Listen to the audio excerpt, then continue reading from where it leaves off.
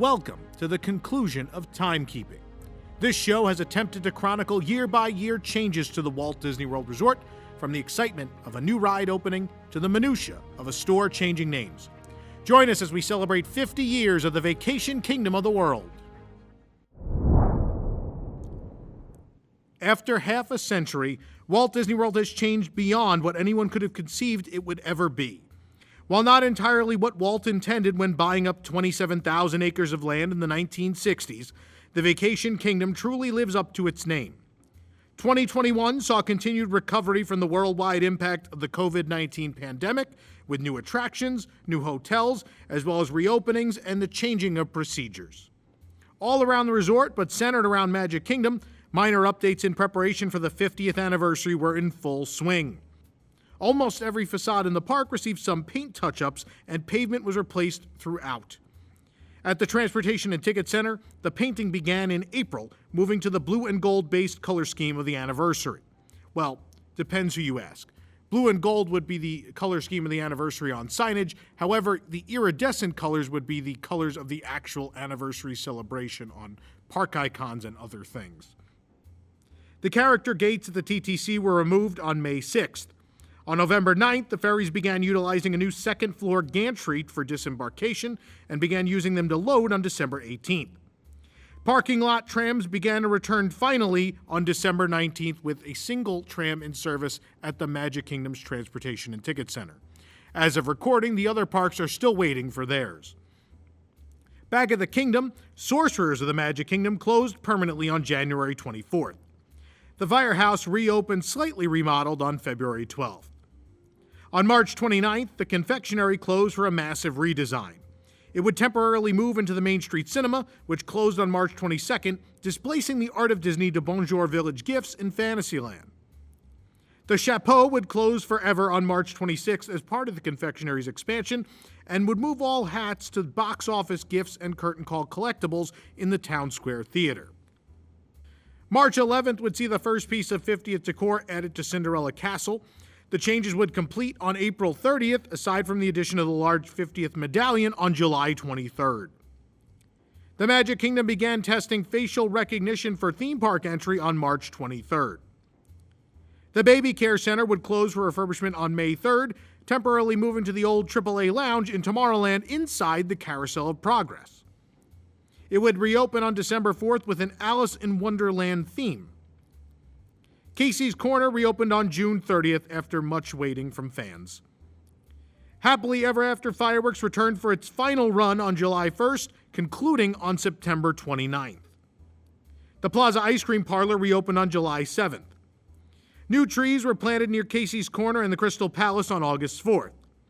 Modified versions of the Halloween Party, now as a Disney After Hours event, returned on August 8th with Disney After Hours Boo Bash.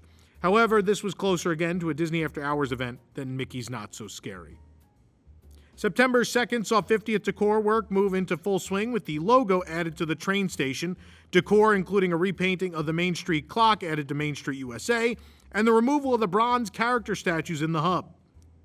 The Fab 50 Character Collection statues began to appear on September 9th.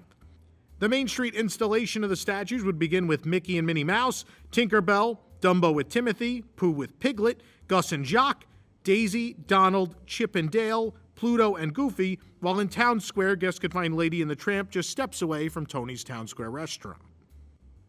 Placement of the statues would change, with Mickey and Minnie switching with Goofy and Pluto on the 21st.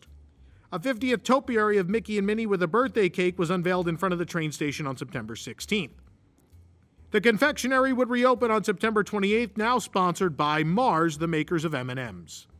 The layout changed significantly, spilling into the Chapeau with the new popcorn area. Also removed in the refurbishment was the party line phone that had been housed there for years. A new central bakery items case was added on November 18th. The 50th anniversary, titled The World's Most Magical Celebration, began in earnest on October 1st. A new version of the welcome show appeared at Cinderella Castle, the first welcome show since March of 2020, with the Magic is Calling theme song. Mickey's Celebration Cavalcade also kicked off that day, as well as the Beacons of Magic projection shows, including one on Cinderella Castle. The main addition at the park was the new Enchantment fireworks show. The show takes us along with the animated characters through music from Disney and Pixar films. The show features the original song You Are the Magic, along with scenes set to Almost There, Just Around the River Bend, We Know the Way, The Epiphany, Be Our Guest, Under the Sea, You've Got a Friend in Me, A Whole New World, You Can Fly, Into the Unknown, Night on Bald Mountain, and I Am Moana before going back to the theme song. Projections include Disney and Pixar animated films up through Raya and the Last Dragon. The castle stage received new platforms on October 5th and railings for them on October 12th. On November 8th, Disney Very Merriest After Hours began with more traditional holiday party entertainment, including Minnie's Wonderful Christmas Time fireworks and the first full parade to return with Mickey's Once Upon a Christmas Time parade.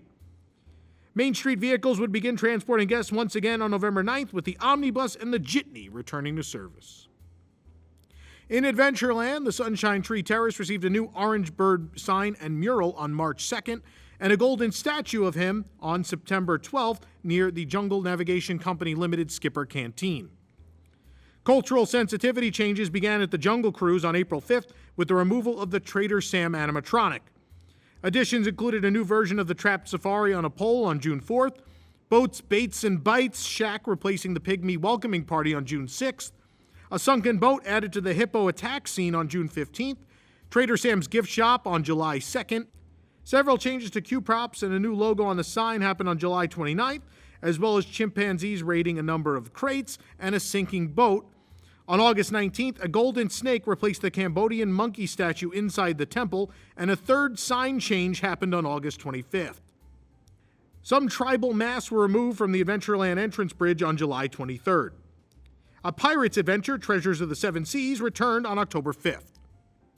In Frontierland, the Laugh and Place play area reopened by Splash Mountain on June 19th. Hitching posts were added outside of Pecos Bills on September 26th as part of a boardwalk refurbishment. The Shootin' Arcade finally reopened with free play on September 30th. The Hall of Presidents closed to add Joe Biden on January 19th and reopened with him on August 3rd. The Liberty Square Market reopened with a new service counter on January 31st. The Stretching Room returned to service as a pre-show at the Haunted Mansion on June 19th. July saw the Master Gracie changing portrait in the foyer switch directions a few times before turning to its original left-facing orientation for the first time since the 2007 refurbishment. The Columbia Harbour House reopened on August 5th, with the Tomorrowland Terrace closing at the same time. The Diamond Horseshoe returned to its own table service restaurant service on September 12th. In Fantasyland, both the Cheshire Cafe and Prince Eric's Village Market reopened. The gold and white internal facade of It's a Small World began to receive color updates, starting with the Clock Tower on July 30th. Big Top Souvenirs reopened on August 15th in Storybook Circus. The first signage for Lightning Lane began to appear on September 2nd. Gold statues of the Mad Hatter and the Cheshire Cat were added outside the Mad Tea Party on September 10th. Mickey's Philharmagic closed on October 11th and reopened on November 12th, now featuring a Coco scene added between The Lion King and Peter Pan. The marquee would also change to gold on blue lettering and paid homage to the space's original inhabitant, the Mickey Mouse Revue, with the addition of the Kingdom's Most Magical Musical Revue on November 15th. Indoor distance meet and greets, now known as character sightings, began to return on October 28th with Princess Fairytale Hall and Mickey Mouse at Town Square Theater. In Tomorrowland, the Tomorrowland Transit Authority PeopleMover reopened on April 25th for the first time since before COVID. The Cool Ship reopened with a new paint and lighting scheme on May 10th and began serving and misting guests on August 4th. The 1994 gear pattern pavement began to be removed on May 12th. On May 31st, several of the larger trees in the land were replaced with smaller ones. The Tomorrowland Kugel Fountain Ball returned to operation on June 26th. The Monsters, Inc. Laugh Floor reopened on August 5th. FastPass Plus kiosks began to be removed on September 22nd. And on December 30th, the classic turnstiles were removed from the Carousel of Progress. Starting outside of Epcot, the new Leave a Legacy wall began to appear on the east side on February 9th as panels were added over the next few days. The pathway leading from the east side parking lot reopened on May 22nd.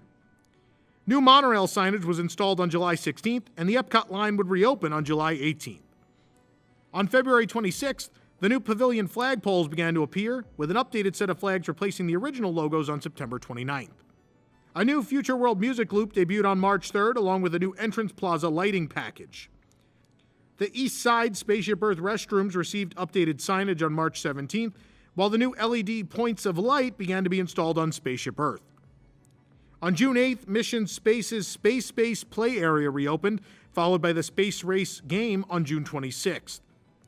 On June 9th, the Liquid Layer Water Play Area near Mission Space would reopen. Project Tomorrow exhibits began to reopen on June 16th, followed by the Imageworks the next day. New trash cans themed to the soon-to-be neighborhoods of EPCOT began to debut on July 15th. Tall, thin palm trees were planted around Spaceship Earth on August 2nd. Turtle Talk with Crush would reopen on August 21st. September 15th saw the opening of the Creation Shop, the new Club Cool, and the World Discovery Popcorn Stand. This also meant the closing of Mouse Gear in its temporary location. Figment, Olaf, Rocket and Groot, Hei Hei and Pua, Dante, and Miguel gold statues all debuted on the 15th as well. Space 220 began seating guests on September 17th, officially opening on the 20th. The restaurant is attached to the Mission Space Pavilion, and the experience begins with guests traveling 220 miles up to a space station via an elevator known as a Stellarvator, and then dining in that experience before returning back to Earth. The liquid layer on the bridge connecting Future World to World Showcase was paved over on September 28th. Future World was officially killed off and officially split into 3 new lands on October 1st: World Discovery, World Celebration, and World Nature. Themed tip boards began to appear around the park on December 26th. In World Showcase, the Frozen Promenade Parade officially ended after the 2020 holidays, with Anna and Elsa appearing in distance meet and greets outside the Sommerhus. The second Harmonious Barge was added to the lagoon on January 12th, the Central Ring on February 27th, the third quote-unquote Taco Barge on March 23rd, and the final on April 6th. On January 18th, the first part of the France expansion opened with new restrooms. The Soul of Jazz and American Adventure opened in the American Adventure Pavilion lobby on February 2nd, displaying various jazz artifacts and replacing some of the original artwork temporarily. A somewhat phallic-looking piece of architecture in the Morocco Pavilion was closed off on April 2nd, replaced by a smaller structure with a faux door on April 16th. Apparently, Disney became quite angry with people posting about it on social media, so they decided to just remove it. The UK's relaxation station moved to Morocco on April 30th. The World Tour Cavalcade ended on May 4th. Gelateria Toscana opened in Italy on May 6th. The old gelato stand closed and was removed on May 18th. On July 1st, EPCOT Forever began a modified final run. The Morocco Courtyard reopened with new pavement on July 4th. The Tangerine Cafe would reopen as Tangerine Cafe Flavors of the Medina, part of the Food and Wine Festival. Also on the 15th, La Bottega Italiana received a new darker terracotta paint job, and flapless trash cans began to appear around World Showcase. Northwest Mercantile and Trading Post in Canada reopened on July 19th. A personal favorite, the Nine Dragons restaurant in China, would reopen on August 3rd. The Fjording received a new decorative trim and displays on August 8th. Previews for Remy's Ratatouille Adventure began on August 19th with an official opening date of October 1st. It was originally planned to open the year previous. Guests enter a Parisian theater and travel in rat cars over the rooftops, through the kitchen and into the refrigerator, under an oven, into the dining room, through air ducts and walls, all from the perspective of a rat to help Remy and his friends prepare a meal. The action takes place through screens and some physical sets. The area also opened with the sit-down Le Crêperie de Paris and the counter-service counterpart, Crêpes à Importer. September 24th saw the Creating Tradition exhibit at the American Heritage Gallery reopen from refurbishment with new artwork, and on September 25th, some tribal masks were removed from the refreshment outpost. EPCOT Forever would end forever on September 28th, with Harmonious debuting on September 29th. The show features fireworks, water fountains, and projections and screens to celebrate Disney music and the countries that inspired the stories. The show is broken into 3 acts: Gather, Celebrate, and Unite. The music is often sung in the characters' native languages, and the visuals and music feature 240 international artists. On October 1st, Matsuritsa Taiko drummers and other performers began to return to World Showcase and other locations throughout all 4 parks and resorts over the next few weeks. The Pemberton Barbecue Pit sign was hung above the smokers at the Regal Eagle on October 7th. The Candlelight Processional will return as part of the Festival of the Holidays, along with the Storytellers on November 26th.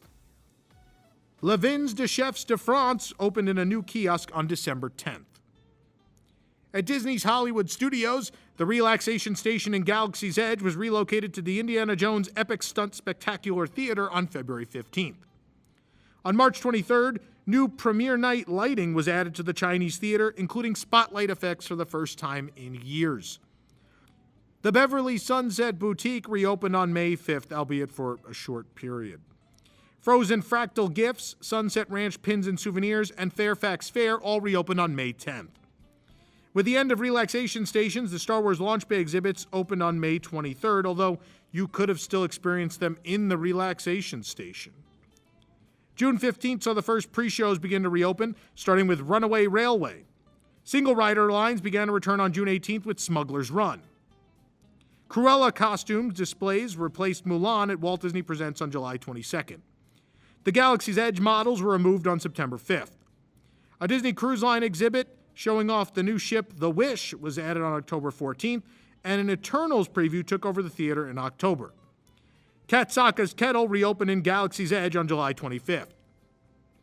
On August 1st, Catalina Eddie's reopened, and the Wonderful World of Animation projection show returned to the Chinese theater. Beauty and the Beast Live on Stage finally returned in a modified form on August 15th. Both Min and Bill's Dockside Diner and the Tune-In Lounge reopened on August 22nd. The studio's Fab 50 Character Collection Gold statues premiered on September 16th, including R2-D2, BB-8, Edna Mode, Frozone, Joe Gardner, Sebastian and Flounder, and Woody and Bo Peep. Rise of the Resistance finally dropped its boarding group system on September 23rd. A Muppets Haunted Mansion segment was temporarily added to Muppet Vision's pre-show on September 30th. The Disney Movie Magic projection show returned with the new Mulan segment that was supposed to debut in March of 2020 on November 7th. The Indiana Jones Epic Stunt Spectacular began a new, slightly modified run on December 19th. Animal Kingdom's second entrance through the Rainforest Cafe reopened on April 20th. A celebration of the Festival of the Lion King opened on May 8th as a modified version of the original show, not featuring the tumble monkeys and other acrobatic acts not suitable for physical distancing. The Dino Diner and Terra Treats both reopened. The Dinosaur pre-show resumed on June 16th. Tusker House returned to service on June 20th with character meals. Pete's Safari would reopen on August 2nd, and the Boneyard Playground on August 15th. The Animal Kingdom Fab 50 statues were installed on September 15th, including Simba, Dory and Nemo, Bambi and Thumper, and Timon and Pumbaa. The temporary replacement for Up, A Great Bird Adventure, called Feathered Friends in Flight, became permanent when it got signage on September 29th. Kite Tales premiered in the Discovery River Theater on September 30th. The activation, as Disney called it, or as we would call it, a show, featured either the Lion King or Jungle Book themed kites dragged behind jet skis and crashing into the empty seating area nearby. The Magic is Calling Flotilla was added for the 50th anniversary. The Merry Menagerie returned on November 12th, bringing animal puppets to Discovery Island. The former home of the now completely removed Primeval World became a stroller parking lot and seating area on December 28th. At Disney Springs, Everglazed Donuts and Cold Brew opened on January 6th. Gideon's Bakehouse had its grand opening on January 16th. Keel's closed the same day. Kipling would close on January 23rd, and the M&M's store would open on January 30th. A Sorcerer Mickey statue appeared outside the Lego store on February 20th. The Bamboo Bar and Patio was added to Splitsville on April 3rd. A Disney Cruise Line pop-up shop opened inside the Marketplace Co-op on April 16th, since cruises had not been operating and Disney had had cruise line merchandise piling up. The space would eventually become the Vault Collection shop on September 28th. Vault Collection shops would also open in the Walt Disney World theme parks as part of the 50th anniversary. Origins closed in August and the Fabletics opened in September. The Cirque du Soleil shop opened on November 4th, and the new show Drawn to Life would finally premiere on November 18th. The new show follows a young girl, Julie, trying to understand her deceased animator father. The show is centered around Disney music and animation. On November 21st, Joe Malone London would open. Across the resort, park hopping returned on January 1st. At the same time, complimentary magic bands for resort guests were discontinued. This was part of pushing Mobile Magic, an integrated phone app that launched on March 13th. The mask mandate rules would change a few times throughout the years. Outdoor masking was no longer required on May 14th, aside from outdoor queues and rides, while all requirements were dropped on June 15th. This meant that relaxation stations would close on May 21st. However, due to variants emerging, the indoor mask rules returned on July 30th. The repainting of the entrance archways for the 50th finished on May 19th, with a 50th medallion added to the World Drive entrance beginning on September 9th. Biometric finger scanning at park entrances returned on August 26th. A modified version of early entry returned on September 26th, allowing resort guests to enter any park, any day, 30 minutes early. Extended evening hours for deluxe resort guests only returned to Epcot and the Magic Kingdom on select nights starting on October 6th. Genie Plus and Lightning Lanes debuted on October 19th, essentially a paid version of the original Fast Pass system. Guests would pay $15 per person per day to access the Lightning Lane queues. However, some attractions at the parks would require an individual a la carte Lightning Lane purchase instead. During the holidays, to increase Genie Plus capacity, one of the rides at each park was switched from a la carte pricing to the inclusive price. Recreation-wise, Blizzard Beach reopened on March 7th. Arcades began to reopen on June 11th. While they had rotated individual openings, all mini golf courses were finally open on July 3rd. The Atlantic Dance Hall reopened on August 6th and Jelly Rolls on October 15th. Club levels at resorts began to reopen on August 26th. On September 29th, a 50th anniversary overlay was added to the electrical water pageant, arguably the greatest addition of the entire celebration. The monorails would also receive undercarriage lighting effects the same day. The Sassagoula River Cruise Transportation would return to service on October 1st. All-Star Movies reopened on March 22nd. A new paint job appeared on the Saratoga Springs Carriage House in March, and in October, a new lobby featuring pictures of Disney animated film horses debuted. The Contemporary began a massive refurbishment on April 9th. The Wave of American Flavors closed forever on July 16th to be replaced by Steakhouse 71 on October 1st. A monorail theme was added to the elevators in September. The new Incredibles themed rooms debuted on October 8th. The upgrades also included a sleek Mary Blair-inspired mid-century modern lobby. Boardwalk Ice Cream took over the Ample Hills Creamery space on May 20th. The Beach Club saw Cape May Cafe return on May 18th, while it reopened its non-DVC rooms on May 30th. The Yachtsman Steakhouse and Cruise Cup returned on August 5th, and the Beaches and Cream to-go window reopened on August 16th. On May 30th, several trees were removed from the Fire Rock Geyser area of Wilderness Lodge in preparation for the non-DVC reopening on June 6th. Of course, new rooms would debut with the reopening. The Maya Grill reopened at Coronado Springs on May 24th. The old lobby area of El Centro finished renovations as seating and work bars on July 25th. Toledo Tapas Steak and Seafood reopened on August 5th. July 2nd, the Boardwalk Inn would reopen with the Bellevue Lounge reopening on the 14th. The Polynesian reopened a non-DVC on July 9th. Ohana returned at this time, with Trader Sam's Grog Grotto and the Tiki Terrace opening on the 19th. The Polynesian's rebuilt monorail station opened on September 5th, and the main entrance reopened on September 10th. Citricos reopened at the Grand Floridian with a new Mary Poppins theme and new menu. Trails End reopened at Fort Wilderness as a family-style service on July 17th. On August 20th, Victoria Falls opened at Animal Kingdom Lodge, and its regular rooms opened to guests on August 26th. Boma also became the first buffet to return to Walt Disney World for both breakfast and dinner on the 26th. Old Key West received a new lobby on October 12th, more reminiscent of a modern Keys decor. Port Orleans Riverside reopened on October 14th, and the French Quarter on October 28th. Boatwright's Dining Hall reopened on December 19th. The Swan Reserve finally opened on November 3rd, featuring its own pool and quick service, as well as the Amare Mediterranean-style restaurant. And with that, that is over 50 years of Walt Disney World history. While it's not the end of the story, it is the end of the series, at least for now. Well, time sure flies. If you enjoyed this jump from time to time with us, please hit the like button and please subscribe for more great content. In fact, Timekeeping will return with a new subject as we celebrate 30 years of Euro Disney or Disneyland Paris starting in April. To grab the perfect gear to celebrate 50 years of Walt Disney World, head on over to Carousel of Products at carouselofproducts.com. To support this show and others, you could join the WDWNT Interglobe Society at patreon.com/WDWNT. On behalf of the cast of WDWNT.com, thank you for enjoying Timekeeping.